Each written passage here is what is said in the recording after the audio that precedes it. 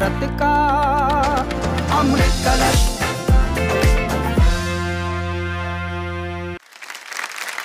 बात हमारे योद्धाओं की हो और चिंगलैन नोंग ड्रैन खोम्बा की बात ना हो, ऐसा कैसे हो सकता है? आप में से कुछ लोग इस नाम को पहचान गए होंगे, लेकिन कुछ लोग अभी तक शायद ना पहचान पाए हों।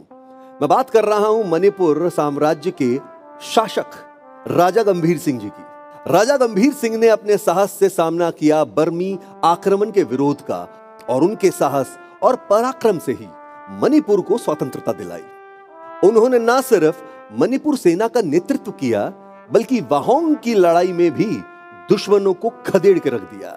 जिस राजा गंभीर सिंह की बदौलत आज मणिपुर आजाद है, उनके शौर्य का गान करने आ रही हैं मणिपुर से लेइश्राम बेनिता।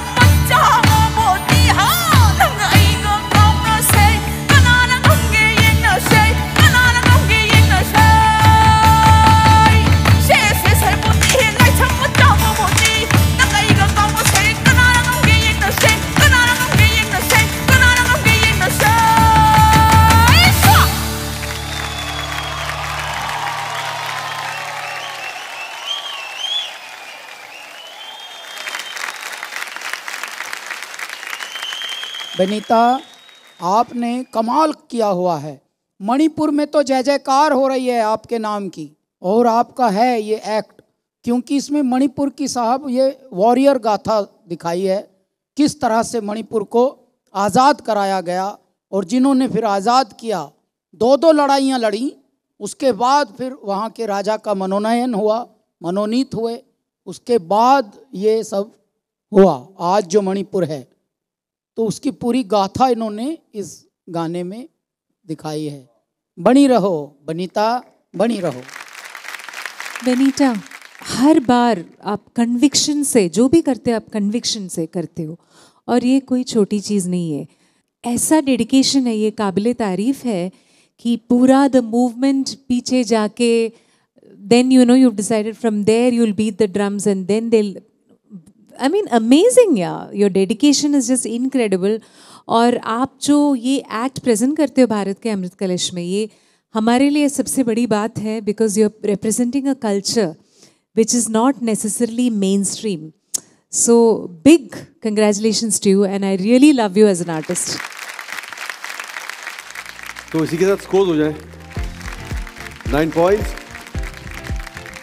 9 points, 10 points, 2 पॉइंट कम, कोई बात नहीं। अभी शंखनाद है नहीं है, आगे की परफॉर्मेंस है नहीं है, एलिमिनेशन है नहीं है। Who will tell this? Time will tell. Time will tell. चलिए, थैंक यू सो मच। इतिहास में पहली बार नए भारत का